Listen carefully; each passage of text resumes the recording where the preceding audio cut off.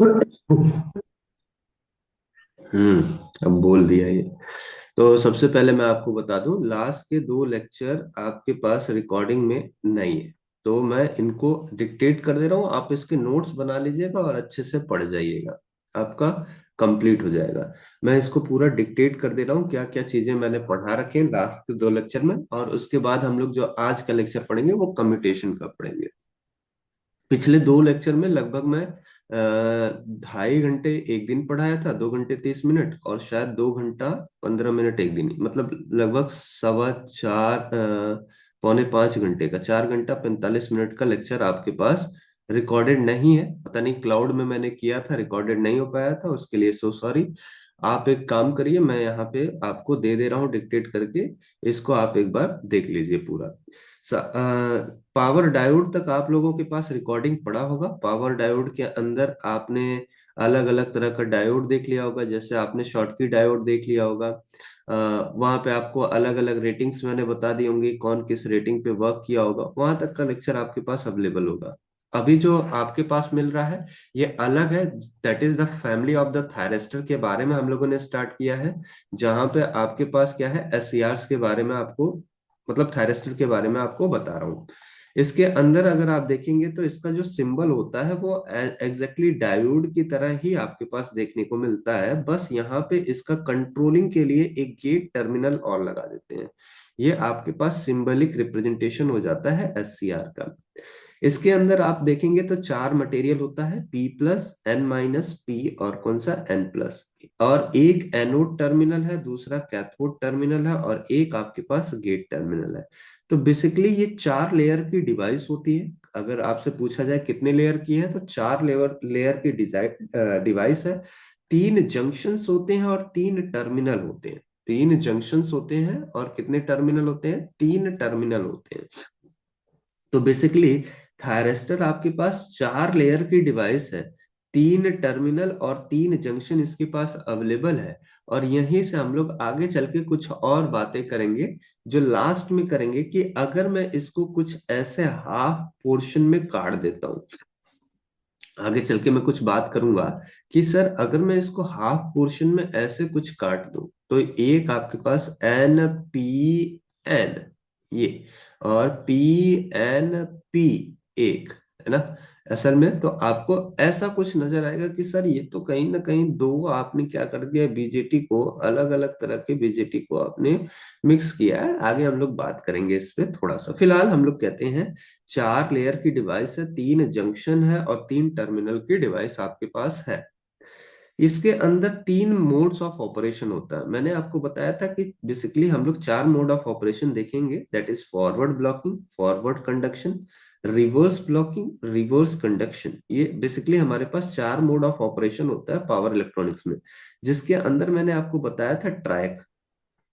Track के अंदर आप देखेंगे तो आपके पास क्या होता है, फोर मोड ऑफ ऑपरेशन ये अवेलेबल होता है, जिसकी वजह से हम लोग फैंस के रेगुलेटर में हम लोग इसका इस्तेमाल करते हैं। फैंस के रेगुलेटर में हम लोग इसका इस्तेमाल करते हैं। बेसिकली ये क्या करता है, average value of power, average value of supply system, पूरे सप्लाई का जो एवरेज वैल्यू है उसको क्या कर देता है, डिक्रीज कर देता है। तो हम लोग ट्रैक का यूज करते हैं। अब यहाँ पे अगर आप देखेंगे तो forward blocking mode, forward blocking mode क्या होता है कि अगर आपने क्या किया, एनोड को पॉजिटिव रखा और कैथोड को नेगेटिव रखा, तो जितने समय तक करंट नहीं आता, रिस्पॉन्ड नहीं होता है, जितने समय तक आपके पास करंट की वैल्यू जीरो रहती है और सारा वोल्टेज इस स्विच के अक्रॉस अवेलेबल होता है, उसको हम लोग कहते हैं फॉरवर्ड ब्लॉकिंग मोड। बेसिकली होता क्या है, जब आप यहाँ पे पॉजिटिव रखते हो, यहाँ पे नेगेटिव रखते हो, तो यहाँ पे आप देखेंगे जो होल्स अवेलेबल होते हैं, that will try to move towards this junction J1, इस जंक्शन J1 की तरफ मूव करने की कोशिश करते हैं। जबकि अगर आप एन एन यहाँ पे बात करोगे कैथोड टर्मिनल पे, तो यहाँ पे electrons tries to move towards the junction J3। तो बेसिकली आपके पास ये दो जंक्शन जो हो जाते हैं ये फॉरवर्ड बायस में हो जाते हैं, जबकि जंक्शन J2 जो होता है वो रिवर्स बायस में चला जाता है। क्यों? क्योंकि नेगेटिव यहाँ पे इलेक्ट्रॉन्स प्रेजेंट होते हैं, electron try to move towards the positive positive terminal, and जो प्रोटॉन यहाँ पे अवेलेबल है ये हमेशा कोशिश करेगा नेगेटिव एंड टर्मिनल की तरफ मूव करने के लिए। इस वजह से ये जंक्शन जो होता है J2 जो हो जाता है वो रिवर्स बायस में चला जाता है। तो यहाँ से बहने वाली current that is very very small and this is known as leakage current and this is less than latching current. मैं अभी आपको, जो लोग यहाँ पे देख रहे होंगे क्लास पहले किए होंगे उनको ये बात समझ में आ गई होगी कि सर यहाँ से लैचिंग करंट के बारे में क्या कहना चाहते हैं।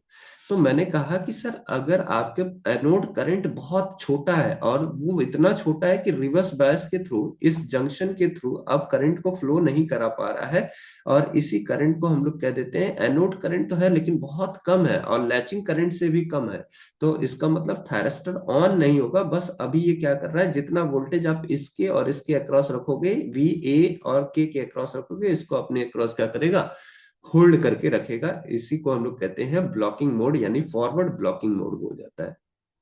आगे हम लोग बात करें कि सर कंडक्शन मोड भी होता है, कि यहां से करंट अगर फ्लो कर जाए, करंट के फ्लो कंडक्ट होने का मतलब है कि सर यहां से बहने वाला जो करंट है anode current that should greater than the latching current, greater than equals to कितना, लैचिंग करंट, एक बराबर होना चाहिए या उससे ज्यादा होना चाहिए लैचिंग करंट के लिए।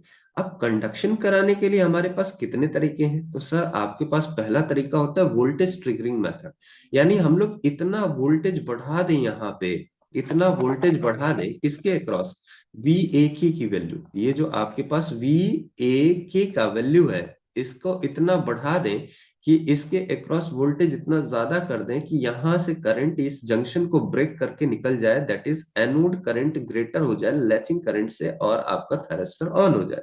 दैट इज नोन एज कि आपने क्या कर दिया है, ब्रेक डाउन, जंक्शन को J2 को क्या कर दिया है, ब्रेक डाउन कर दिया है और आपके पास करंट अचानक से आना शुरू कर गई। तो इस कंडीशन में आपने क्या किया है, एनोड टू कैथोड वोल्टेज को आप यहां से इंक्रीज करा रहे हो, और जब आप इंक्रीज करा रहे हो अगेन आपको देखने को मिल रहा है कोई बहुत स्मॉल अमाउंट ऑफ करंट आपको देखने को मिल रहा है, लेकिन कब तक, अचानक से क्या होगा, किसी एक वोल्टेज पे आपके पास ये जंक्शन ब्रेक करेगा, कौन सा, जंक्शन J2 ब्रेक करेगा जो रिवर्स बायस जंक्शन है, और अचानक से रैपिड इंक्रीमेंट ऑफ करंट आपको देखने को मिलेगा, रैपिड इंक्रीमेंट ऑफ करंट आपको देखने को मिलेगा। इसी वजह से हम लोग कहते हैं कि ये आपके पास अ, अचानक से ऑन हो जाना स्विच का, that is not a perfect switch, ये आपके पास परफेक्ट स्विच नहीं हो पाता, लेकिन हाँ यहाँ पे कहीं ना कहीं आपको कंडक्शन मोड देखने को मिल गया और यहाँ पे कहीं ना कहीं थायरिस्टर का फॉरवर्ड ब्लॉकिंग मोड आपको देखने को मिल गया। यानी आपने कहा कि सर अगर मैं VAK को मैक्सिमम कर दूं, यानी VAK की वैल्यू को आपने क्या कर दिया, VVO कर दिया, तो आपने कहा कि सर यहाँ पे आपका ऑफ स्टेट से SCR जो हो जाएगा ऑन स्टेट में चला जाएगा, यानी मैक्सिमम आपके पास तब था जब फॉरवर्ड ब्लॉकिंग मोड में था, VAK कितना था, मैक्सिमम था, और VAK मिनिमम कितना होगा, फॉरवर्ड कंडक्शन मोड में। करंट मिनिमम हो जाएगा फॉरवर्ड ब्लॉकिंग मोड में, जबकि करंट यहाँ पे मैक्सिमम हो जाएगा फॉरवर्ड कंडक्शन मोड में, फॉरवर्ड कंडक्शन मोड में। VOB क्या है, सर आपका वो ब्रेकडाउन वोल्टेज है जिसपे आपके पास गेट करंट क्या हुआ, बिना गेट करंट के आपके पास थायरिस्टर ऑन होना शुरू कर गया, कंडक्ट कराना शुरू कर गया। क्या मेरी बात समझ में आ रही है, इतना तो सबको समझ में आ रहा होगा, बोलो भाई, इतना तो सभी को समझ में आ रहा होगा, जो लोग नहीं है वो लोग भी जरा बताएंगे कि सर हाँ इसमें अभी तक कोई दिक्कत नहीं है, यहाँ से तो कोई इशू नहीं है। अच्छा, अब ये मेथड हम लोग ज्यादा प्रेफर नहीं करते, क्यों नहीं प्रेफर करते, क्योंकि अचानक से करंट का रेटिंग बढ़ना, इट मीन्स ये आपके पास एक्चुअल स्विच नहीं हुआ, ये आपके पास एक्चुअल स्विच नहीं हुआ। तो बेसिकली हम लोग क्या करते हैं, हम लोग गेट ट्रिगरिंग का यूज करते हैं। गेट ट्रिगरिंग का मतलब है हम लोग लैचिंग करंट से, एनोड करंट को लैचिंग करंट से ज्यादा कर देते हैं, और ज्यादा कर देते हैं तो हमारे पास क्या हो जाता है, ये आपके पास करंट आना शुरू हो जाता है। अब गेट ट्रिगरिंग का मतलब है कि गेट टर्मिनल से हम लोग क्या करेंगे, कुछ पल्सेटिंग वेव शेप अप्लाई करेंगे, कुछ ऐसा स्क्वायर वेव शेप अप्लाई करेंगे, और स्क्वायर वेव शेप अगर हम अप्लाई करेंगे तो होता क्या है, कोई मेरे को बताएगा कि अगर आपके पास एक स्क्वायर वेव शेप सिग्नल है तो इसका अगर मैं डिफरेंशिएशन करूं, d/dt करूं, तो वो मेरे को क्या ऑब्टेन हो जाएगा, स्क्वायर का डिफरेंशिएशन क्या होगा, चलो मैं ही बता देता हूँ। इसको हम लोग कहते हैं इम्पल्स सिग्नल बोलते हैं। इम्पल्स मतलब होता है कि अचानक से किसी एक टाइम टी बराबर जीरो पे आपके पास high infinite magnitude of current आपको देखने को मिल जाए, मतलब बहुत ज्यादा मैग्नीट्यूड ऑफ करंट आपको देखने को मिल जाए। यानी इसका मतलब है कि सर अगर आप यहाँ पे पल्सेटिंग वेव शेप अप्लाई करोगे तो ऑब्वियस सी बात है, यहाँ पे आपको करंट ज्यादा देखने को मिलेगा at the time of rise and at the time of drop.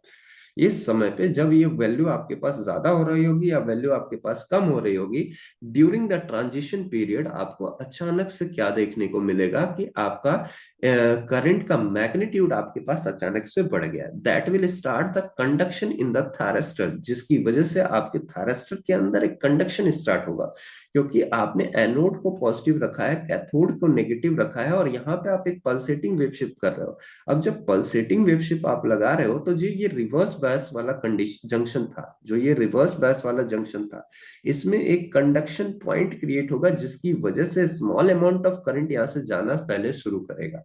और धीरे धीरे ये स्मॉल अमाउंट ऑफ करंट क्या होगा, स्प्रेड होगा थ्रू आउट दिस जंक्शन। और इसी को हम लोग क्या कहना शुरू कर देते हैं, इसी को हम लोग कहना शुरू कर देते हैं, this method is known as gate triggering method.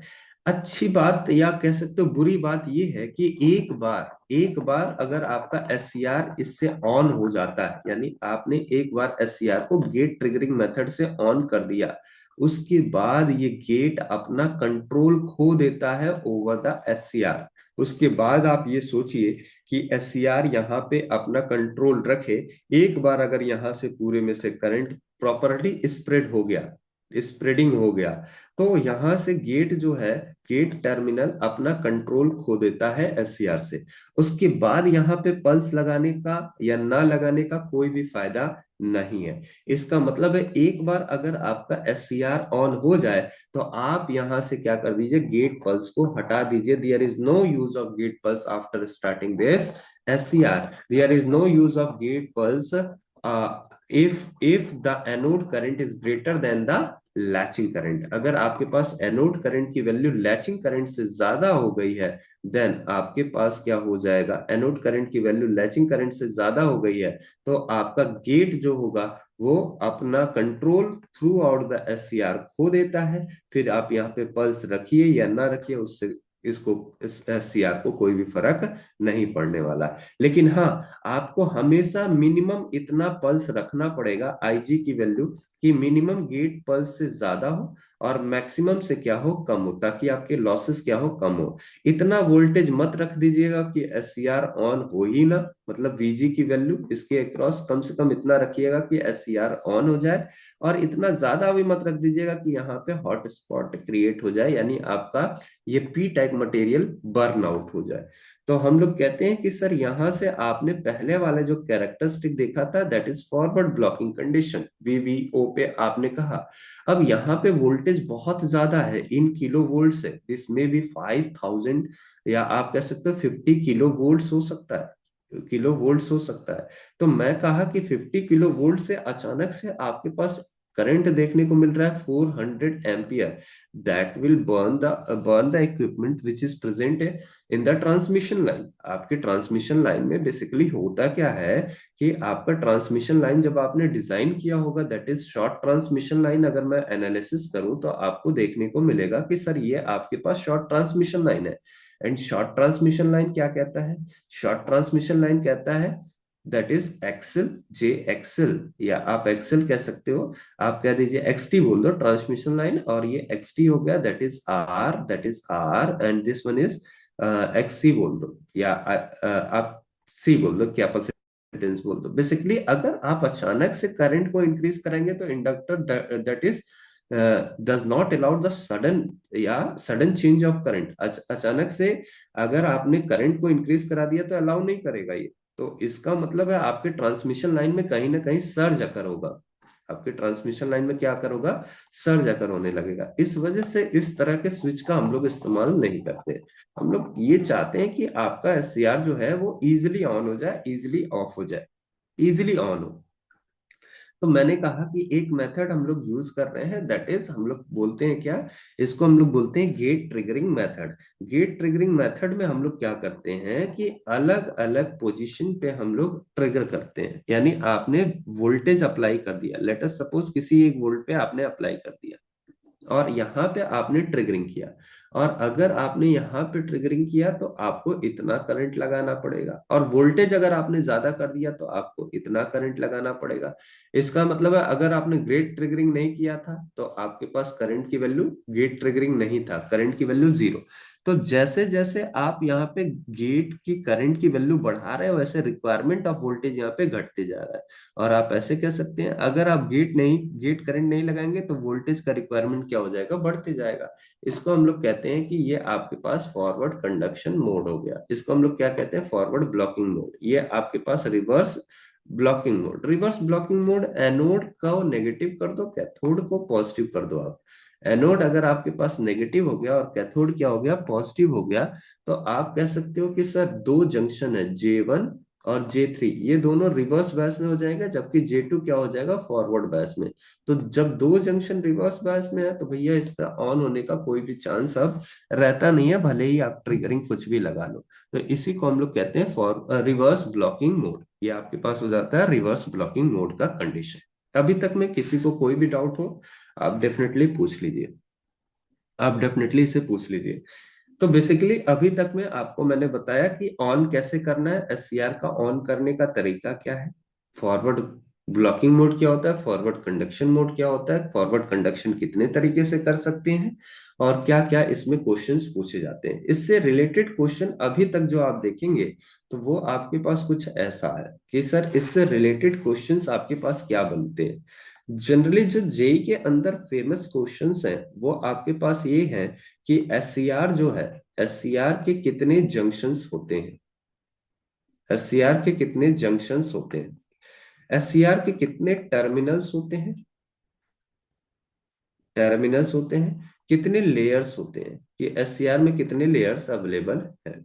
अच्छा जी, अगर आप देखोगे तो आपसे एक क्वेश्चन पूछा जाता है, एससीआर जो होता है वो कितने मोड में ऑपरेट करता है, mode of operation, mode of operation, mode of operation, operation कितने मोड में ऑपरेट करता है, forward conduction mode, forward blocking mode, reverse blocking mode, ये तीन मोड में आपके पास ऑपरेट करता है। कौन सा ट्रिगरिंग इज बेस्ट है, फॉरवर्ड कंडक्शन मोड में ट्रिगरिंग मेथड कौन सा स्टार्टिंग मेथड बेस्ट है, that is DV by D triggering, या आप कहते हो, क्या कहते हो इसी को, क्या, गेट ट्रिगरिंग मेथड जो आपके पास है, गेट ट्रिगरिंग मेथड वो आपके पास बेस्ट है। ट्रिगरिंग मेथड ये आपके पास बेस्ट है। क्यों बेस्ट है, क्योंकि ये आपका अचानक से इंक्रीज नहीं कराता है करंट को, ये मैं जब चाहूंगा तब मेरा करंट क्या होगा, शॉर्ट सर्किट, मतलब आपका फॉरवर्ड कंडक्शन मोड में जाएगा।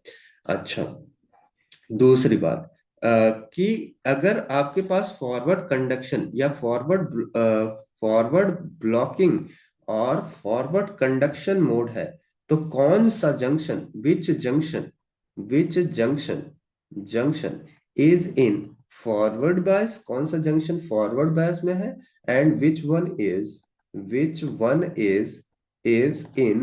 इन रिवर्स बायस कंडीशन, कौन सा रिवर्स बायस कंडीशन में है, ये आपको बताना। तो चाहे आप देखेंगे जो भी, तो चाहे आपका फॉरवर्ड ब्लॉकिंग मोड हो या आपके पास फॉरवर्ड कंडक्शन मोड हो, which junction in forward blocking mode and forward conduction mode,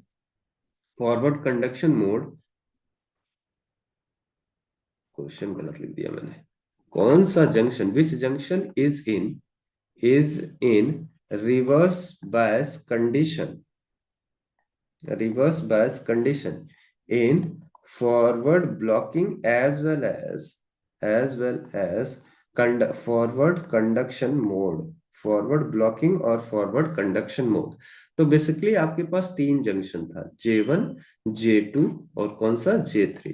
J1 आपके पास फॉरवर्ड क्या था, क्या था, बोलो भाई, J3, J1 और J3 फॉरवर्ड ब्लॉक, बोलो भैया, कौन सा रिवर्स बायस में था?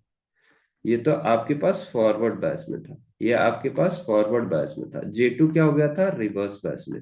जबकि अगर आप रिवर्स बायस कंडीशन देखें, एस सी आर का रिवर्स बायस कंडीशन देखें, तो J2 क्या हो गया था? फॉरवर्ड बायस में चला गया था। रेस्ट ऑफ टू क्या हो गए थे? रिवर्स बायस कंडीशन में आ गए थे। ये किस में आ गए थे? रिवर्स बायस कंडीशन में आ गए थे, जो कि मैंने आपको बता दिया। ये फॉरवर्ड बायस, ये फॉरवर्ड बायस, ये रिवर्स बायस। यहाँ पे देखोगे तो मैंने आपको यहाँ पे दिखा दिया, ये रिवर्स बायस, ये रिवर्स बायस, ये फॉरवर्ड बायस में चला गया। तो ये चीज आपको अच्छे से पता होना चाहिए। अब यहाँ पे आता है concept, that is the latching current. Latching current का कंसेप्ट आता है जिसमें हम लोग कहते हैं, अगर एनोड करंट की value less than greater than equals to और ग्रेटर देन एनोड करंट की वैल्यू लैचिंग से ज्यादा हो जाए तो हमारा SCR ऑन हो जाएगा। यानी हम लोग कहते हैं कि अगर एनोड थायरिस्टर का वह मिनिमम अमाउंट ऑफ करंट जो आपके थायरिस्टर में जो आपके थायरिस्टर में फॉरवर्ड ट्रिगरिंग मेथड, या आप कह सकते हो आपके थायरिस्टर के थ्रू फ्लो कर जाए, वह मिनिमम अमाउंट ऑफ करंट है जिसमें आपके पास प्रॉपर करंट आ जाए, वो आपके पास कहलाता है लैचिंग करंट। यानी अगर आपका एनोड करंट लैचिंग करंट से कम हो गया तो थायरिस्टर टर्न ऑन होने से क्या कर देगा? मना कर देगा, फेल टू स्टार्ट। यानी आपके पास I naught current, IA anode current आपके पास इतना होना चाहिए, जिसके लिए हमें गेट पल्स की विड्थ जो होगा मिनिमम से क्या करना पड़ेगा? ज्यादा रखना पड़ेगा। यानी तभी आपका थायरिस्टर ऑन होगा। इस क्वेश्चन में मैंने आपको सिखाया था कि टी मिनिमम आपको कैसे निकालना है। अगर आपके पास एक इंडक्टर है और यहाँ पे वोल्टेज है, तो मैं यहाँ से कितना समय तक गेट पल्स अप्लाई करूं ताकि मेरा ये थायरिस्टर जो हो जाए वो ऑन में चला जाए। और कह रहा है जिसका लैचिंग करंट, यानी इसका minimum amount of current, IA की मिनिमम अमाउंट ऑफ करंट आपको दिया गया है, लैचिंग करंट 100 मिली एम्प्स। तो यहाँ से मिनिमम अमाउंट ऑफ करंट मैंने निकाला था, और वो आपके पास मिनिमम टाइम आपके पास निकाला था, और वो आपके पास इंडक्टर के ऊपर डिपेंड करेगा। तो कहीं ना कहीं लोड के ऊपर भी आपके पास लैचिंग करंट डिपेंड करता है कि थायरिस्टर को कितना देर में ऑन होना है। सेम कंडीशन यहाँ पे भी मैंने आपको निकाल के दिखाया था, और यहाँ पे भी अब की बार आपके पास लैचिंग करंट लोड पैरामीटर के ऊपर डिपेंड करता है। तो ये ऑब्वियस सी बात है, आपको ध्यान में रखना है कि आपके पास जो टी मिनिमम है वो कहीं ना कहीं लोड पैरामीटर के ऊपर डिपेंड करता है। यहां से हम लोग बात किए थे होल्डिंग करंट के बारे में, कि अगर एनोड करंट की वैल्यू होल्डिंग करंट से कम नहीं होती है तो SCR कम रहती है, तभी SCR क्या होगा? टर्न ऑफ होगा, अदरवाइज SCR टर्न ऑफ नहीं होगा। इसका मतलब है, अगर मैं कहता हूं कि सर ये इस थायरिस्टर का लैचिंग करंट है, तो इससे नीचे जब तक नहीं आएगा आपका एनोड का करंट, तब तक ये थायरिस्टर ऑन स्टेट में ही रहेगा, ऑफ स्टेट में नहीं जाएगा। अगर अपने आप चला है तो उसको हम लोग कहते हैं नेचुरल कम्यूटेशन। अगर अगर नहीं होता है, जैसे DC सर्किट के अंदर अगर आप देखेंगे तो यहाँ पे आपको ऐसा कुछ नहीं देखने को मिलता है, हमेशा anode current through out the thyristor remain same. तो इसको हम लोग फोर्सफुली क्या करते हैं? नीचे लाने की कोशिश करते हैं। उसके लिए हम लोग एक DC कम्यूटेटर सर्किट का इस्तेमाल करते हैं, और यहीं से हमारा कंसेप्ट शुरू हो जाता है फोर्स कम्यूटेशन का। यहीं से हमारा कंसेप्ट शुरू हो जाता है फोर्स कम्यूटेशन का। ये बेसिकली होता क्या? कम्यूटेटर सर्किट जो होता है इस थायरिस्टर के across reverse bias voltage apply करता है, टिल नाउ कि यहाँ से सारे चार्जेस, जो एक्सेस चार्जेस आपके स्टोर थे, वो रिमूव ना हो जाए, तब तक हम लोग यहाँ से क्या करते हैं? रिवर्स बायस वोल्टेज अप्लाई करते हैं। अब इसके अंदर बेसिकली होता क्या है, इसको समझने के लिए हमें थोड़ा सा फिर से स्ट्रक्चर के ऊपर आना पड़ेगा। और स्ट्रक्चर कुछ ऐसा है आपके पास, स्ट्रक्चर कुछ ऐसा है। बेसिकली हम लोग जब बात करते हैं कि आपका thyristor on on on state में है, तो इस कंडीशन में क्या होता है? जो आपकी डोपिंग कंसंट्रेशन कम होता है, इसमें आपके पास चार्जेस आ जाते हैं, उसमें आपके पास क्या आ जाते हैं? आयंस आ जाते हैं। और इस आयंस की वजह से आपके पास जब आप इसको ऑफ करेंगे तो वो अपने प्रॉपर प्रॉपर ओरिजिनल कंडीशन में अपने आप को रिगेन नहीं कर पाता है। इसकी वजह से जब आप उसको अगले स्टेज में लेके जाएंगे, यानी कहीं पे स्विचिंग कराना होगा ऑफ स्टेज से, आपने मान लिया ऑफ है, लेकिन एक्चुअल में वो ऑफ नहीं था, वो आपके पास चार्जेस उसके अंदर स्टोर थे। तो अगर आप अगला ऑपरेशन कराएंगे तो आपका टाइम जो हो जाएगा वो रिड्यूस हो जाएगा। टाइम रिड्यूस हो गया, यानी आपने गेट पल्स विड्थ कुछ और कैलकुलेट करके रखा है कि मिनिमम गेट पल्स विड्थ, और वो समय से पहले ही ऑन हो गया। That will cause the hazardous condition in the transmission supply system. तो आपके सप्लाई सिस्टम को क्या कर सकता है, ये आपके लॉस प्रोड्यूस कर सकता है। तो इसी को हम लोग कहते हैं कि कितना चार्ज आप प्रॉपर निकाल सकते हो, पूरा प्रॉपर तरीके से आप निकाल दीजिए, तो उस पूरे टाइम को हम लोग कहते हैं सर्किट टर्न ऑफ टाइम बोलते हैं। अब यहाँ पे देखेंगे तो ये बेसिकली आपके पास तीन चार चार पार्ट में आपके पास डिवाइड होता है। टीआरआर मतलब रिवर्स रिकवरी टाइम, वो एक्सेस चार्ज जिसको आप पूरी तरह से बाहर निकाल देते हैं उसे आप कहते हैं reverse recovery time. TGR gate के आसपास प्रेजेंट जो एक्सेस चार्ज रह गए हैं, दैट इज जो भी आपके पास 25% से कम चार्जेस अवेलेबल है उसको आप निकाल देते हैं, उसको हम लोग कहते हैं गेट रिकवरी टाइम बोलते हैं। Turn off time gate reverse recovery time plus gate recovery time दोनों को अगर आप ऐड कर देंगे तो आपके पास बन जाता है टर्न ऑफ टाइम, और उसके साथ अगर आप सेफ्टी फैक्टर जोड़ देते हैं तो ये आपके पास बन जाता है सर्किट टर्न ऑफ टाइम। ध्यान रहे सेफ्टी फैक्टर की वैल्यू वो 1 से ज्यादा होना चाहिए, तभी कम्यूटेशन अच्छा ज्यादा होना चाहिए, और टीसी की वैल्यू हमेशा टीक्यू से क्या होना चाहिए, ज्यादा, तभी कम्यूटेशन सक्सेस है, अदरवाइज फेलियर है। कम्यूटेशन फेलियर का मतलब होता है कि थायरिस्टर आपका ऑन होने से मना कर दे। थायरिस्टर आपका क्या हो जाए, नेक्स्ट मोड में जाने के बाद जैसे ही आप पॉजिटिव करें वो तुरंत ही आपने जैसे ही एनोड टू कैथोड की वैल्यू को पॉजिटिव किया, तुरंत ही ये ऑन हो गया अचानक से। या आपने कहा कि अभी आप एक्सपेक्ट नहीं किए थे और आपका थायरिस्टर तुरंत ही क्या हो गया, ऑन हो गया। इस इसी वजह से हम लोग कहते हैं कि नेक्स्ट ऑपरेशन कब इसको इमिडिएटली ऑन करा दे, बिना गेट पल्स लगाए, गेट पल्स लगाने से पहले ही ऑन हो जाए, यानी इसका फॉरवर्ड ब्लॉकिंग कैपेबिलिटी क्या हो जाता है, गायब हो जाता है। इसी को हम लोग क्या कहते हैं, फेलियर, कम्यूटेशन फेलियर हो जाता है, कम्यूटेशन आपने अच्छे से नहीं कराया है, इस वजह से हम लोग कम्यूटेशन कराते हैं।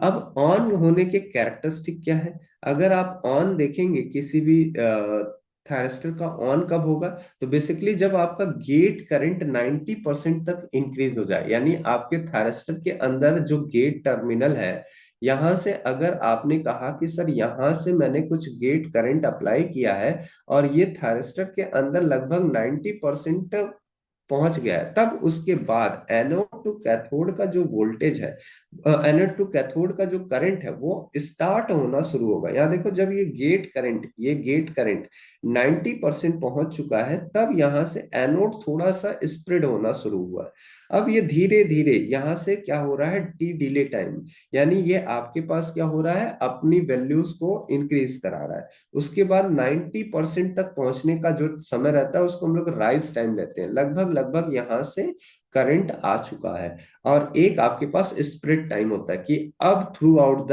पूरे थायरिस्टर के अंदर यूनिफॉर्म करंट फ्लो होने लगा है, आई ए। इसको हम लोग कहते हैं कि सर ये पूरा कैरेक्टरिस्टिक आपके पास बन जाता है, जिसके अंदर एनोड टू कैथोड करंट की वैल्यू कितनी रहती है, वोल्टेज कितना हो जाएगा, कि सर अगर करंट यहां से ज्यादा होगा तो ये शॉर्ट सर्किट में चला जाएगा। तो इसी तरह से ये कहा जाता है जीरो के करीब, फिर भी ड्रॉपिंग कंडीशन में भी एक छोटा अमाउंट में ड्रॉप आपके पास अवेलेबल रह जाता है।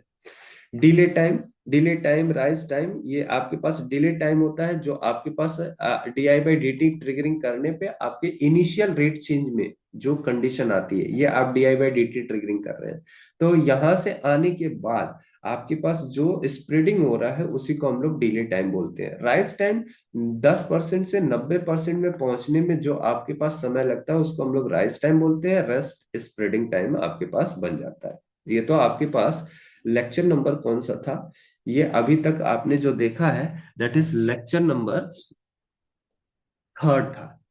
अच्छा, मैं एक और लेक्चर ऑलरेडी 2 घंटे का ले चुका हूँ, वो भी मैं डिक्टेट कर देता हूँ ताकि आप इजिली अपने नोट्स को कंप्लीट कर सकें, है ना, इजिली अपने नोट्स को कंप्लीट कर सकें। एक और लेक्चर मैंने ले रखा है, जिसको हम लोग बात कर रहे थे कि सर टर्न ऑन मेथड कौन कौन से थे सर। एक तो मैंने आपको कह दिया वी ए के, जिसमें वी बी ओ की वैल्यू आप कर दो, जिसको हम लोग प्रेफर नहीं करते हैं अचानक से कब ऑन हो जाए। दूसरा हम लोग D I by D T कर रहे थे, जहां पे आपको मैंने ये दिखाया कि आपने, सॉरी, ये DV by D T triggering है। यहां से मैंने कहा कि अगर मैं वोल्टेज यहाँ पे लगाऊं तो मैं कॉन्टिन्यूअस नहीं लगाऊंगा, अचानक से वैल्यू को बहुत ज्यादा करके फिर रिड्यूस कर दूं, ताकि आपके पास अचानक से करंट आए और यहाँ पे क्या हो जाए, एक बार कंडक्शन स्टार्ट हो जाए तो ये स्प्रेडिंग हो जाए। तो एक तरीका मेरे पास ये था DV by D T triggering. अगला तरीका है लाइट ट्रिगरिंग। इसी को ये कहाँ पे होता है, LASCR में। ये कहलाता है लाइट एक्टिवेटेड सिलिकॉन रेक्टिफायर। ये भी थायरिस्टर की ही फैमिली है, जिसके अंदर हम लोग एक ऑप्टिकल फाइबर लगा देते हैं और इसके ऊपर क्या करते हैं, लाइट लेके जाते हैं, जिसकी वजह से यहाँ पे कंडक्शन आना शुरू हो जाता है। और यहाँ पे क्या हो जाता है, एनोड करंट की वैल्यू लैचिंग करंट से ज्यादा हो जाता है और यहाँ से कंडक्शन आना शुरू हो जाता है। अगला मैं, अच्छा, इसका यूज कहाँ करते हैं, SVDC सप्लाई सिस्टम के अंदर हम लोग इसका यूज करते हैं, क्योंकि कई सारे थायरिस्टर एक साथ आप क्या कर सकते हो, ऑन कर सकते हो। दूसरा मेथड होता है गेट ट्रिगरिंग मेथड, जो मैंने आपको प्रॉपर बता दिया गेट ट्रिगरिंग क्या होता है।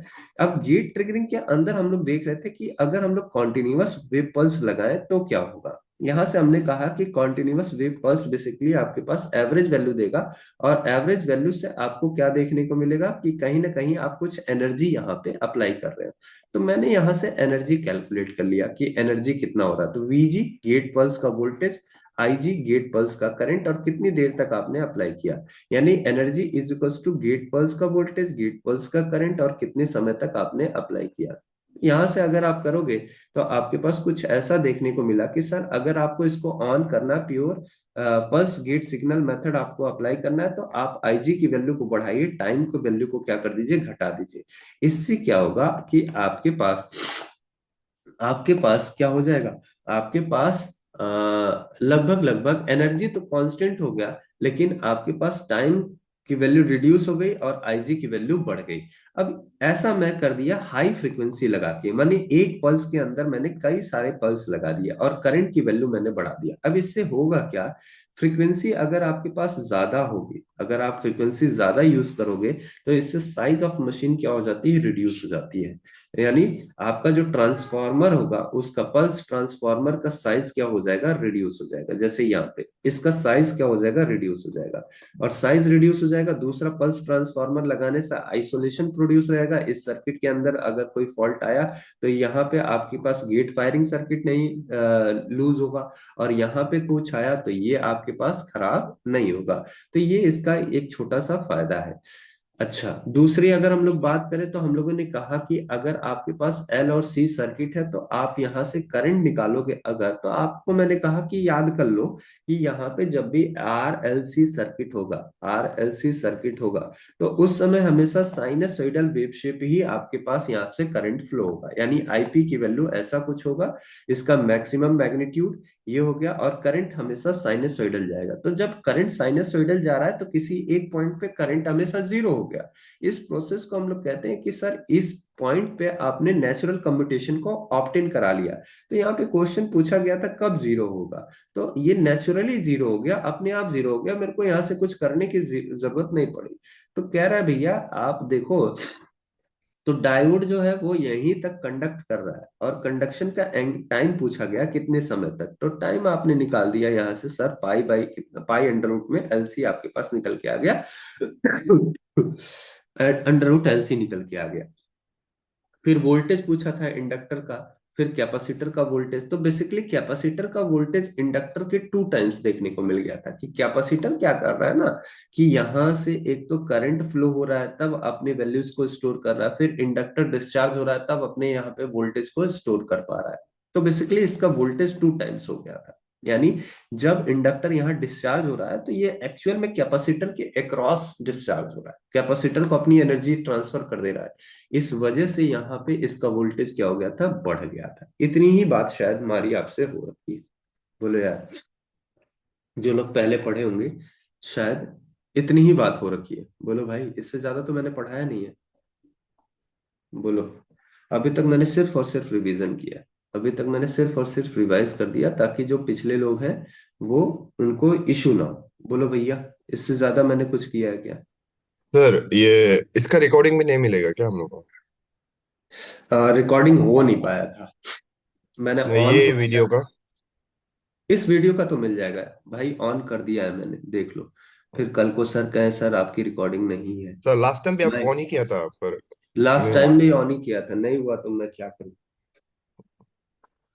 मैं क्या कर सकता हूं। चले आगे बढ़े। इस वीडियो का इसका तो रिकॉर्डिंग मिल जाएगा। अभी हमें जो देखना है, मैं ज्यादा पढ़ा नहीं पाऊंगा, आराम आराम से जितना मेरे से हो जाएगा मैं उतना करता हूँ। अभी हम लोग जो देखेंगे दैट इज द कम्यूटेशन देखेंगे। यानी हम लोग बात करेंगे कम्यूटेशन टेक्निक की, कि सर कम्यूटेशन टेक्निक होता क्या है, कहते किसे हैं commutation technique.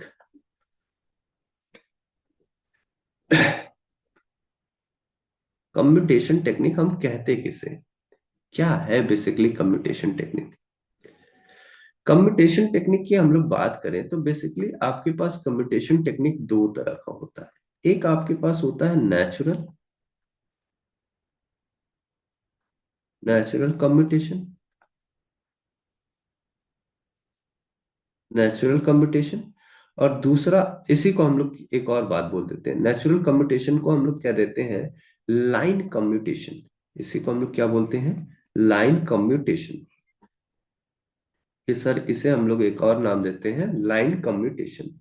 Basically natural commutation के अंदर सर्किट खुद ब खुद क्या होता है, टर्न ऑफ प्रोसेस को सपोर्ट करता है। यानी in this method, in this method, in this method circuit, circuit itself support the commutation process, support the turn off process, support the turn off turn off process,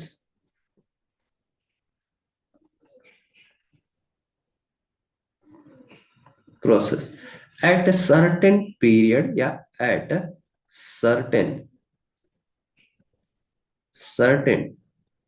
time, किसी किसी एक fix time में आपके पास खुद ही क्या हो जाएगा, आपको ऑब्टेन हो जाएगा। अगर मैं एग्जाम्पल की बात करूं कि सर ऐसा आपको कहाँ देखने को मिल सकता है, तो एग्जाम्पल के लिए आप बात कर सकते हो कि सर अगर आप एग्जाम्पल में देखेंगे तो आपको रेक्टिफायर्स के अंदर नजर आ जाएगा।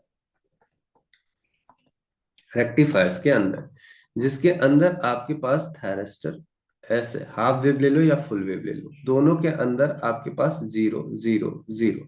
यहाँ पे आपके पास करंट खुद ही जीरो हो जा रहा है, यहाँ पे आपके पास करंट खुद ही क्या हो रहा है, जीरो पोजीशन पे आपको दिख रहा है। यानी खुद ब खुद ये क्या हो रहा है, ऑफ हो रहा है। दूसरा अगर आप देखोगे तो आपको दिख जाएगा कहाँ पे, AC, AC voltage regulator, voltage controller बोल दो, वोल्टेज कंट्रोलर।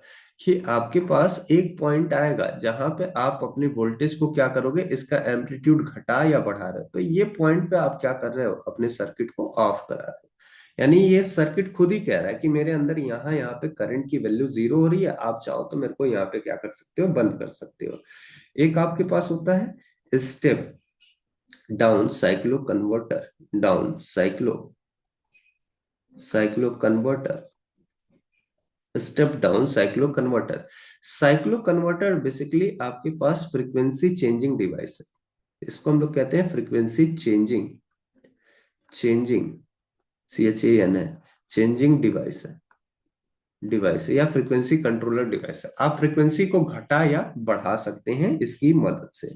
तो बेसिकली इसका इस्तेमाल करते हैं, जो कि आपके एसी एसी सप्लाई को किस में रखता है, एसी में ही रखता है। बट आपकी फ्रीक्वेंसी क्या होती है, यहाँ की फ्रीक्वेंसी वेरिएबल होती है।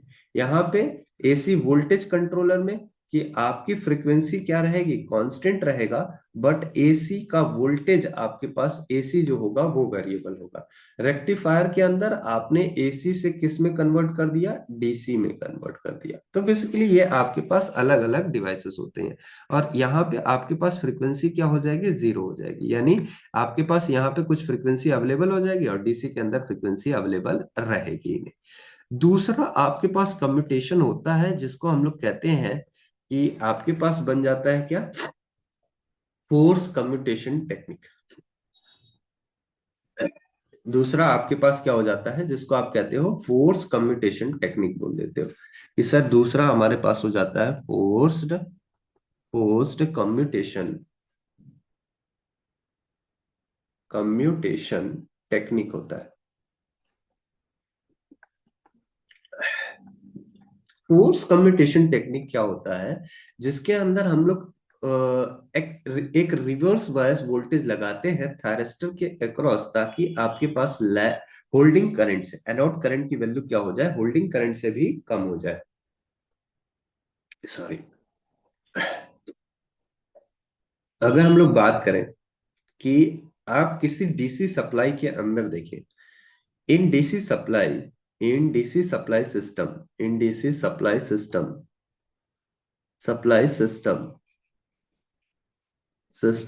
Unidirectional unidirectional current will flow unidirectional current will flow through the thyristor, that will क्या कर देगा, that will not allow not allow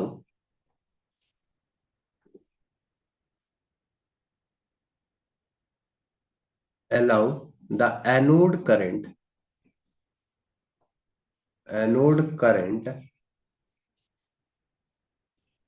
to come, yeah, to anode current that will not allow anode current move towards move towards the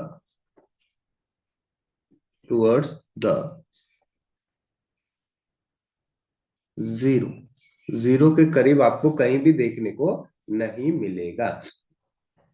इस condition में natural commutation आपको नहीं मिलेगा, यानी आपको क्या करना पड़ेगा, फोर्सफुली आपको क्या करना पड़ेगा, रिवर्स बायस वोल्टेज अप्लाई करना पड़ेगा।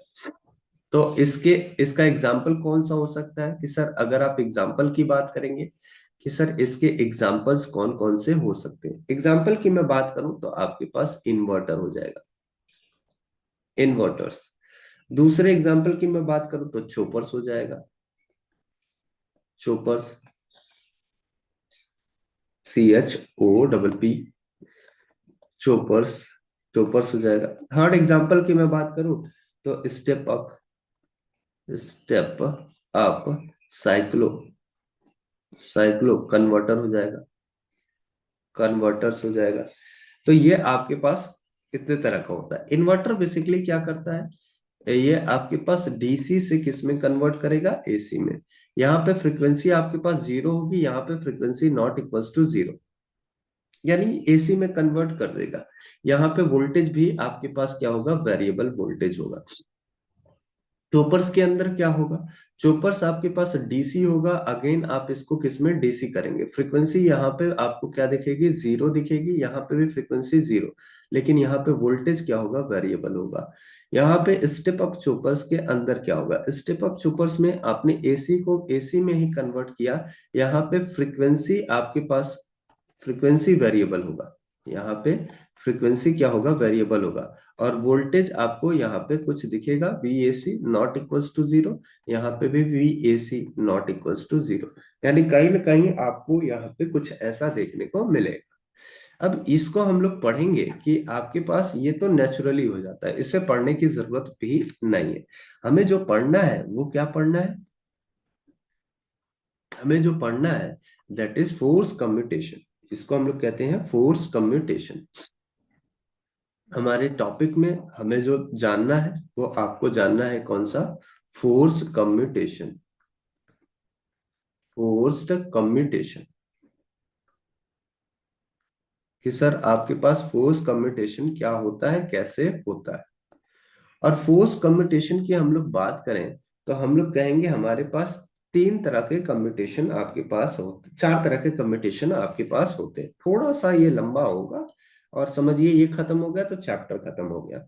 ये आपके पास क्लास क्लास ए कम्यूटेशन, दूसरा आपके पास होता है class B commutation, class C commutation, class C commutation, and fourth आपके पास हो जाएगा क्लास क्लास डी कम्यूटेशन। अब अलग अलग यहाँ पे आपका नाम दिया गया है कम्यूटेशन का, class A, class B, class C, class D, ऐसे हम लोग बोलते हैं। बेसिकली अगर हम लोग बात करें कि class A, class B, class C, class D को, तो हम लोग एक और नाम से इसे जानते हैं कि सर आप इसे एक और नाम से बोल सकते हैं। जैसे अगर आप देखेंगे तो यहाँ पे आप इसे कहते हैं कि सर क्लास बी कम्यूटेशन को हम लोग बोलते हैं करंट कम्यूटेशन के नाम से। इसको हम लोग क्या कहते हैं?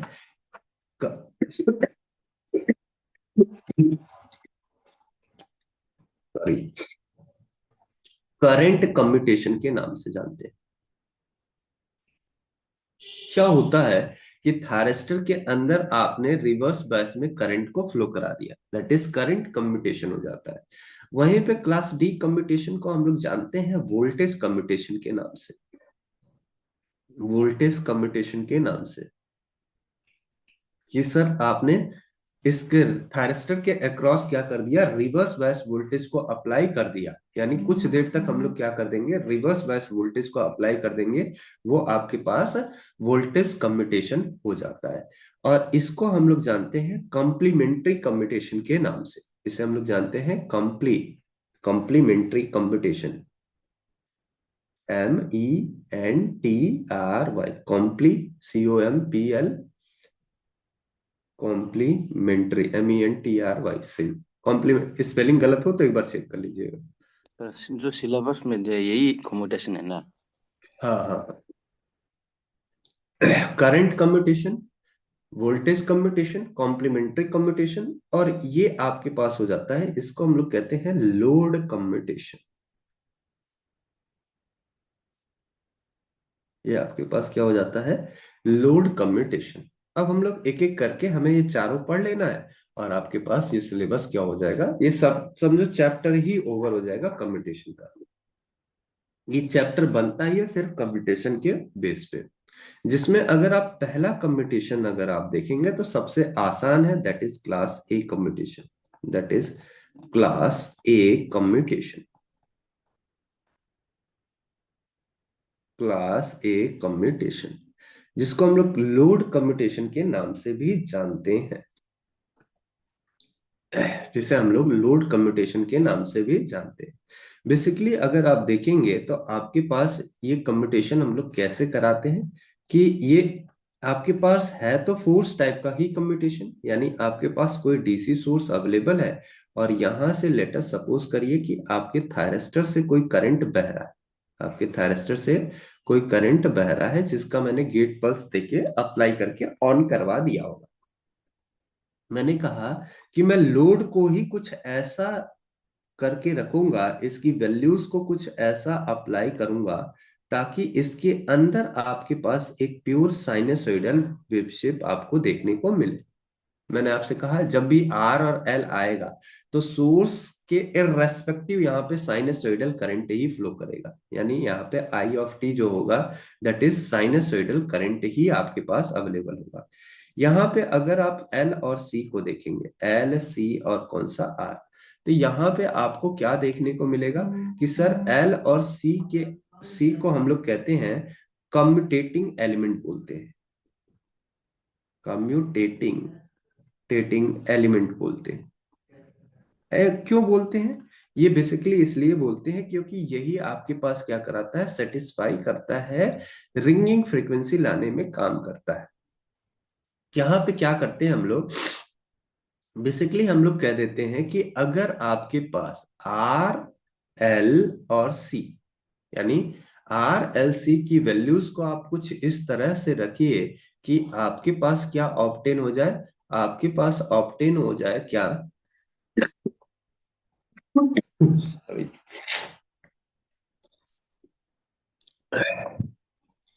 हम लोग क्या कह देते हैं कि R L and C satisfies. अच्छा, आप लोगों को कंट्रोल सिस्टम है क्या सिलेबस में? कंट्रोल सिस्टम है क्या आपके सिलेबस में? नहीं सर। मेजरमेंट, जी है। मेजरमेंट के अंदर आपको एनालॉग इंस्ट्रूमेंट पढ़ाया गया होगा। तो एनालॉग इंस्ट्रूमेंट में आपको बताया गया होगा PMMC, moving iron, ED type instrument, ये सभी सेकंड ऑर्डर इंस्ट्रूमेंट है, जबकि पोटेंशियोमीटर जो है वो फर्स्ट ऑर्डर इंस्ट्रूमेंट है, ऐसा बताया गया है कि आपका जो पोटेंशियोमीटर है वो आपके पास आउटपुट जो है ये डायरेक्टली प्रोपोर्शनल होता है इनपुट के, that is first order instrument. इसके अंदर कोई भी फ्रीक्वेंसी नहीं आती है, यानी अगर आप वी आउटपुट देखोगे तो आप कहोगे सर के टाइम्स ऑफ वी इनपुट, अगर आप इनपुट को बढ़ाओगे तो आउटपुट भी क्या हो जाएगा, बढ़ जाएगा, दैट शुड बी लीनियर, या आपके पास क्या हो जाता है, लीनियर हो जाता है। जबकि सेकेंड ऑर्डर इंस्ट्रूमेंट के अंदर आपके पास इंस्ट्रूमेंट जो होगा वो कुछ इस तरीके से बिहेव करता हुआ दिखा होगा। आप सर्किट ब्रेकर पढ़े होंगे एसजीपी में, सर्किट ब्रेकर एसजीपी है आपके सिलेबस में? स्विच गियर एंड प्रोटेक्शन नहीं होगा, वो भी नहीं है ना, शायद नहीं। ठीक है। तो बेसिकली सेकेंड ऑर्डर इंस्ट्रूमेंट जब होता है, जब भी आपके पास दो एनर्जी स्टोरिंग एलिमेंट प्रेजेंट होता है तो आपके पास सेकेंड ऑर्डर सिस्टम बनता है। और सेकेंड ऑर्डर के अंदर हम लोग कहते हैं कि under damped condition, R L C आपके पास क्या होता है, under under damped damped condition. अगर आपके पास अंडर डैम्प्ड कंडीशन आ जाए, इसका मतलब है कि सर आर स्क्वायर की वैल्यू 4L/C अगर हो जाए, अगर ये वाला कंडीशन हो जाए तो इसी को हम लोग कहते हैं अंडर डैम्प्ड कंडीशन। इस कंडीशन में क्या होगा कि आपके पास जो करंट फ्लो होगी दैट इज आई, आई जो फ्लो होगी ये आपके पास खुद ही साइनसोइडल हो जाती है। Vs omega resonance frequency L, e to the power del t upon del t, e to the power minus del t into कितना, sine omega resonance frequency into t हो जाता है। ये आपके पास क्या आ जाती है, करंट फ्लो करने लगती है। अब यहां से बात ये है कि ये खुद ब खुद अपने आप साइनसोइडल हो गया, ये खुद ब खुद अपने आप क्या हो गया, साइनसोइडल हो गया। जहां पे आप ओमेगा आर को क्या बोलते हैं, रिंगिंग फ्रीक्वेंसी या नेचुरल फ्रीक्वेंसी, या आप कहते हो कि इसी फ्रीक्वेंसी के अबाउट आपका साइनसोइडल वेवशिप क्या कर रहा है, चल रहा है। जिसकी वैल्यू होती है अंडर रूट में 1/LC-4 LC-R² अपॉन में 4L²। ये आपके पास रिंगिंग फ्रीक्वेंसी आ जाती है। और यहाँ पे आपके पास इसी को हम लोग कह देते हैं ringing frequency, ringing ringing frequency हो जाती है। सर ये आपके पास रिंगिंग फ्रीक्वेंसी हो गई। अगला हम लोग कहते हैं कि सर आपके पास डेल होता है, डेल को हम लोग कहते हैं damping frequency, 2/L, that is known as damping frequency. इसको हम लोग बोलते हैं या डैम्पिंग फैक्टर बोल दो, डैम्पिंग फैक्टर, कि सर ये आपके पास होता है डैम्पिंग फैक्टर बन जाता है कि कितना समय लग रहा है उसे। आपके सिस्टम में अगर कंट्रोल सिस्टम होता तो मैं बताता भी, इसका कुछ ज्यादा मतलब आपको अभी समझ में नहीं आएगा। मैंने बस इतना कहा कि ये आपके पास डैम्पिंग फैक्टर होता है। अब बेसिकली अगर आप देखोगे तो इसका जब आप ग्राफ बनाते हो तो ये आपको कुछ ऐसा नजर आ जाता है, कैसा, कि सर ये आपके पास कुछ ऐसा नजर आ जाएगा कि सर ये आपके पास आई हो गया, ये आपके पास टी हो गया। तो बेसिकली आपको क्या दिखेगा कि सर यहां से आप देखोगे तो आपको कुछ ऐसा दिखता है, कुछ ऐसा दिखता है कि इसका साइनसोइडल तो है, बट इसकी वैल्यू आपके पास टाइमली टू टाइमली एम्पलीट्यूड क्या हो रहा होगा, डिक्रीज कर रहा होगा। और एक पोजीशन पे जाके क्या हो जाएगा, ये आपके पास जीरो के अप्रोक्स पहुंच जाएगा, खुद ब खुद आपके पास क्या हो जाएगा, एनोड करंट की वैल्यू जीरो के करीब पहुंच रही है। और आपको हर एक पोजीशन पे भी तो क्या देखने को मिल रहा है, आप जहां चाहे वहां अपने थायरिस्टर को ऑफ करा सकते हैं, क्योंकि यहाँ पे आपका एनोड करंट की वैल्यू लैचिंग करंट से क्या हो जा रहा है, कम होता हुआ दिख रहा है। क्या मेरी बात समझ में आ रही है? सॉरी, लैचिंग नहीं, होल्डिंग करंट से कम होता हुआ दिख रहा है। क्या मेरी बात समझ में आ रही है? क्या मेरी बात समझ में आ रही है? बोलो भाई। कोई मेरे को बताओ भैया, इसमें किसी को कोई दिक्कत है? बोलो, सर बोलो यार। नहीं है। हाँ, हाँ। अगर नहीं है तो मैं तो ये सुनना ही चाह रहा था कि आपको नहीं है। अब मेरे को ये बता दो, अगर दिक्कत नहीं है तो ये थायरिस्टर आपका कितनी देर तक कंडक्ट कर रहा है, टाइम बताइए। वो टाइम बताइए जिसमें आपका थायरिस्टर ये कंडक्ट कर रहा है, कितनी देर तक आपका थायरिस्टर कंडक्ट कर रहा है। थायरिस्टर आपका कितनी देर तक कंडक्ट कर रहा है?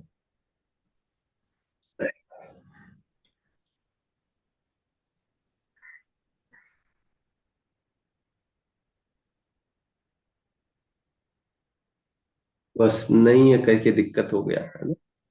क्या सर, फंसा दिए आप तो। सुनो, मैंने कहा कि सर मेरे को ये देखना है कि थायरिस्टर मेरा कितनी देर तक कंडक्ट कर रहा है। अगर मेरे को ये निकालना है तो मेरे को ज्यादा टेंशन लेने की जरूरत थोड़ी ना है। मेरे को बस अपने रिस्पॉन्स को देखना है कि थायरिस्टर के अंदर करंट कितना फ्लो हो रहा है। तो मैंने कहा कि अगर आप देखोगे तो आपको कुछ ऐसा नजर आ जाएगा। ये आपके पास करंट, सर ये आपके पास है साइनसोइडल करंट, है तो साइनसोइडल करंट। बट यहाँ पे आपने देखा किन किन पॉइंट्स पे ये आपके पास जीरो हो जा रहा है, किन किन पॉइंट्स पे ये आपके पास जीरो हो रहा है। और जिन जिन पॉइंट्स पे ये जीरो हो रहा है उस पॉइंट पे आपके पास होल्डिंग करंट की वैल्यू ऑप्टेन हो गई होगी। तो आपने कहा सर है तो ये साइनसोइडल, यानी 0 पाई, 2 पाई, 3 पाई एंड 4 पाई, एंड ये क्या हो जाएगा, 5 पाई हो जाएगा, ऐसा कुछ होगा। तो ये होल्डिंग करंट ये आपके पास है तो एनोड का ही करंट फ्लो, तो एनोड का ही करंट हो रहा है। और सर ये तो आपके पास ओमेगा आर टी है। और मैंने कहा कि सर आपके किसी एक यहाँ पे देखोगे तो आपका डायोड जो कंडक्ट हो रहा है, दैट विल कंडक्ट, यहां से यहां तक के लिए आपका डायोड कंडक्ट हो रहा है। डायोड, या आप कह सकते हो थायरिस्टर आपका कंडक्ट हो रहा है। तो मैंने कहा कि अगर कंडक्ट हो रहा है 0 से पाई के लिए, ऐसे ही फिर अगले पाई के लिए कंडक्ट हो रहा है, फिर अगले पाई के लिए कंडक्ट हो रहा है, फिर अगले पाई के लिए कंडक्ट हो रहा है। तो मैंने कहा एक काम करता हूं, मैं यहां से कंडक्शन एंगल निकाल लेता हूं, यानी omega t at omega t या omega R t is equals to zero. आपके पास क्या है, होल्डिंग करंट की वैल्यू आपके पास कम हो गई, यानी जीरो पे आपके पास कम हो गई है।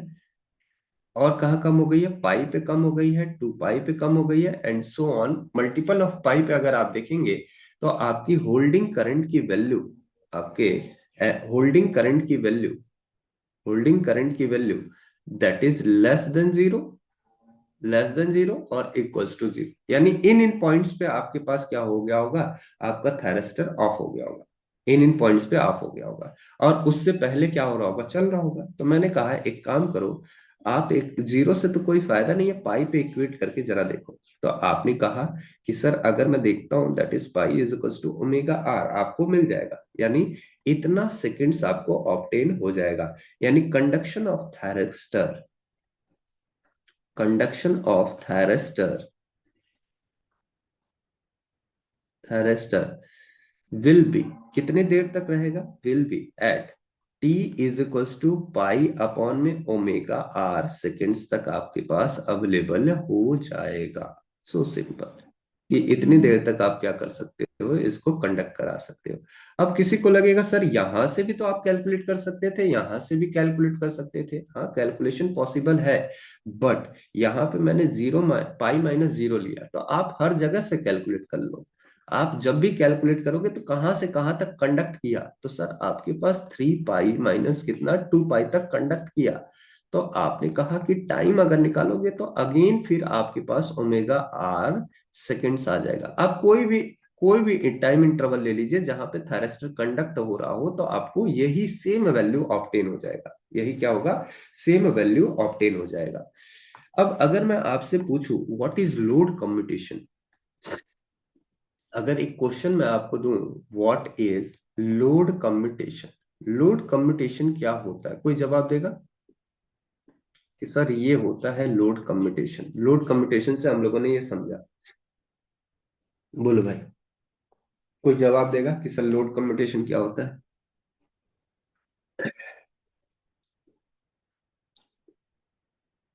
लोड कम्यूटेशन क्या होता है, कोई भी जवाब दे दे कि सर ये होता है load commutation.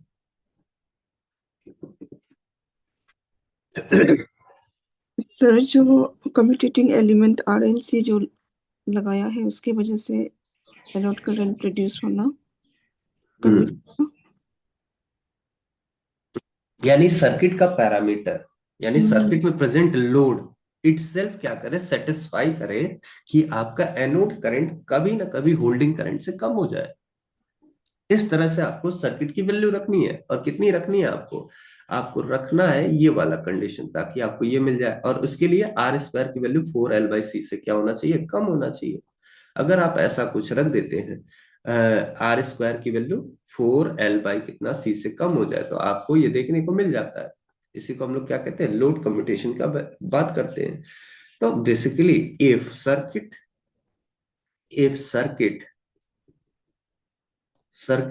load parameter itself support the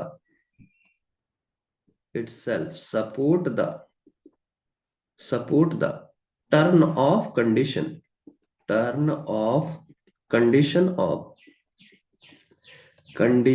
of SCR is known as load commutation। उसे हम लोग क्या कहते हैं, लोड कम्यूटेशन का नाम देते हैं। मेरी बात समझ में आ रही है? बोलो यार। जी सर। किसी को कोई डाउट, कोई दिक्कत, कोई परेशानी बताइएगा। किसी को कोई डाउट, कोई दिक्कत, कोई परेशानी बताइए। एक कम्यूटेशन सर्किट पढ़ाना है, हिम्मत नहीं हो रही है लेकिन पढ़ा देता हूं। एक कम्यूटेशन सर्किट है आपके पास, और यही पढ़ के हम लोग खत्म कर देंगे। और ये खुद ही इतना है टफ, कि टफ नहीं है, बेसिकली क्या है ना कि इसका एनालिसिस अच्छा खासा है। इसको हम लोग कहते हैं second commutation, that is class B commutation. इसे हम लोग क्या बोलते हैं, class B commutation. Class B commutation का एक और नाम बताओ। क्लास बी कम्यूटेशन का एक और नाम बताओ भाई।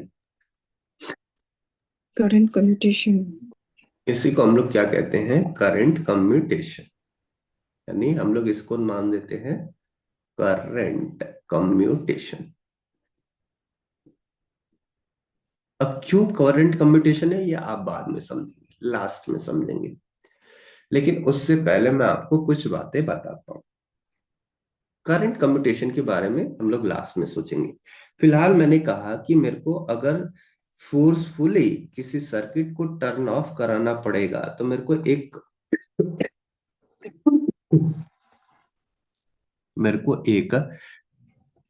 कम्यूटेटर सर्किट डिजाइन करना पड़ेगा।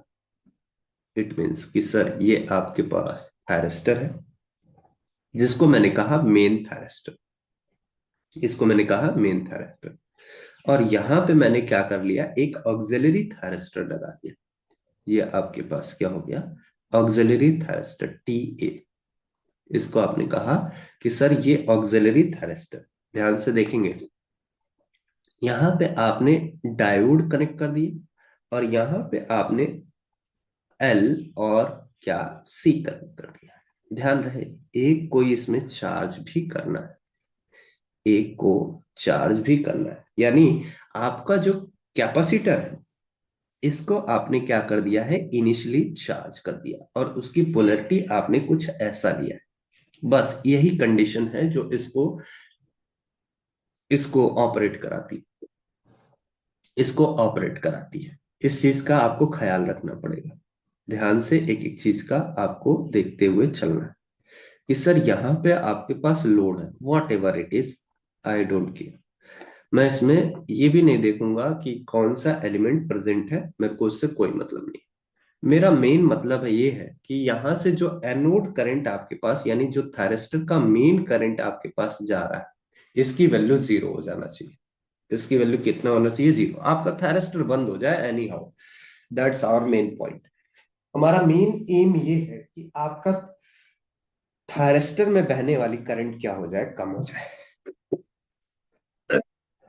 अगर थायरिस्टर में बहने वाली करंट कम हो जाए, तो मैं कम नहीं हो जाए, बंद हो जाए, यानी होल्डिंग करंट से भी कम हो जाए, तब मैं कहूंगा कि मेरा कम्यूटेशन सक्सेसफुल है, अदरवाइज सक्सेसफुल नहीं है।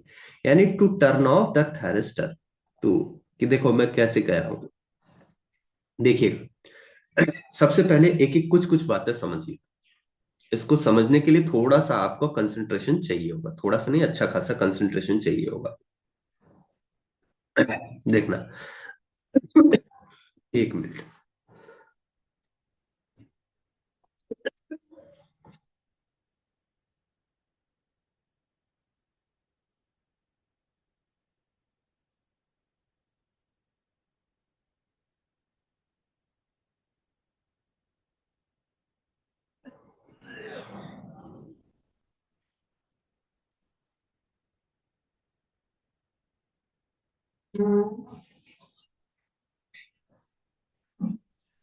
हेलो।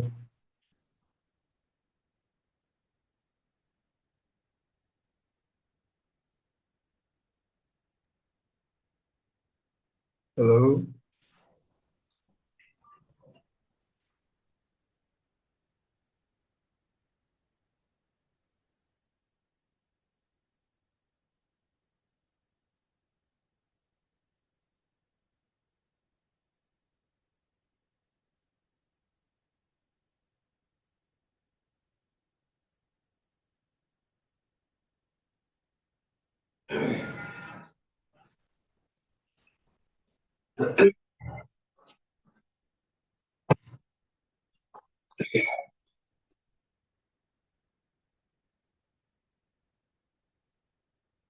हम्म, चलिए, अगर मेरे को क्या करना है, थायरिस्टर को टर्न ऑफ करना है, तो मेरे को सबसे पहले एक बात को समझना होगा कि यहाँ पे आप देखोगे सर ये पॉजिटिव टर्मिनल है, ये नेगेटिव टर्मिनल है।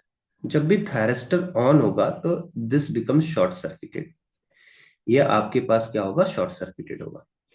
मेरे साथ बताते चलिए, जरा बताइएगा कि सर अगर ये शॉर्ट होगा तो सर क्या ये पॉजिटिव होगा, तो ये भी पॉजिटिव होगा, तो क्या ये भी पॉजिटिव होगा, तो सर ये भी पॉजिटिव होगा। अरे हाँ या ना भाई, बोलो यार। सर अगर ये नेगेटिव तो ये नेगेटिव, इसके अक्रॉस जो आउटपुट होगा सर, यहाँ पॉजिटिव यहाँ नेगेटिव, बोलो भैया, हाँ या ना, हाँ या जी ना। सर। जी सर। अच्छा, अगर ऐसा है तो सर ये डायोड का, ये आपके पास कैथोड है और ये आपके पास एनोड है। सर यहाँ पे पॉजिटिव होगा और सर यहाँ पे आप नेगेटिव देख रहे हो, इसका मतलब नेगेटिव। ये डायोड फॉरवर्ड बायस में या रिवर्स बायस में, अभी बताना, अभी के लिए, फॉरवर्ड बायस या रिवर्स बायस। फॉरवर्ड। हाँ हाँ हाँ, रिवर्स रिवर्स। ये किसमें है, रिवर्स बायस। इसका मतलब ये तो ऑफ होगा, इसका मतलब ये तो ऑफ होगा, श्योर है ऑफ होगा।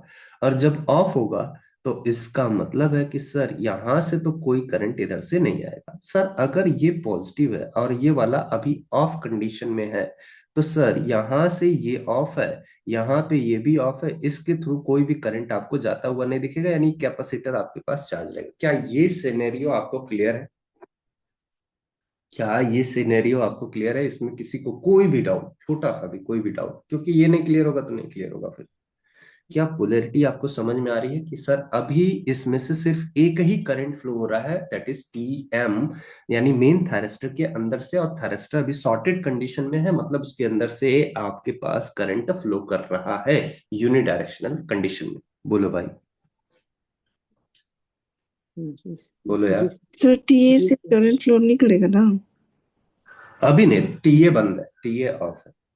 सर टीए टीए वो जो एक राइट साइड में जो टायरिस्टर वो रिवर्स बायस में इसलिए ऑफ है क्या?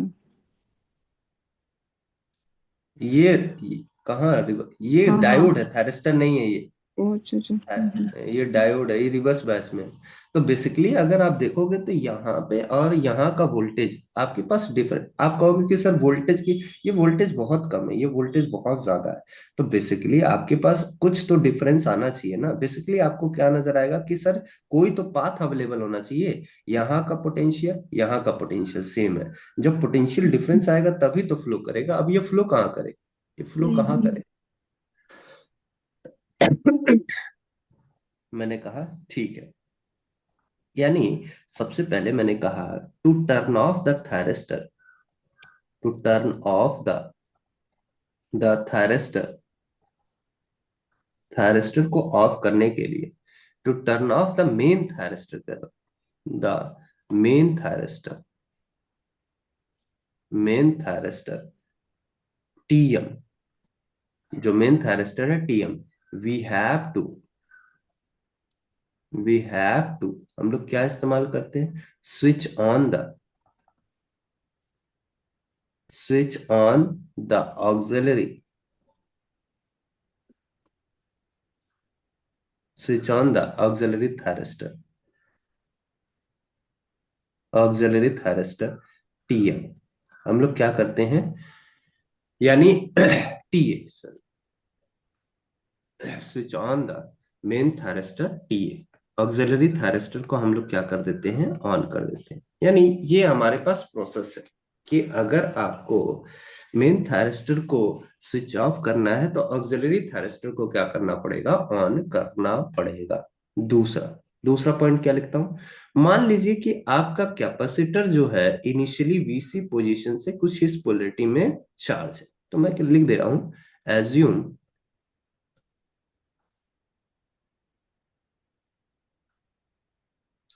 assume capacitor is,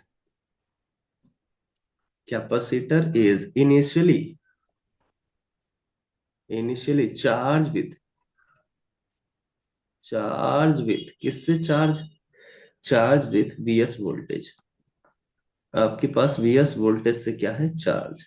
अगला मैं कहता हूं, अगला क्या कहा जाए, थायरिस्टर को ऑन करना है, कैपेसिटर चार्ज है, और जैसे ही मैं थायरिस्टर ऑन करूंगा प्रोसेस स्टार्ट हो जाएगा।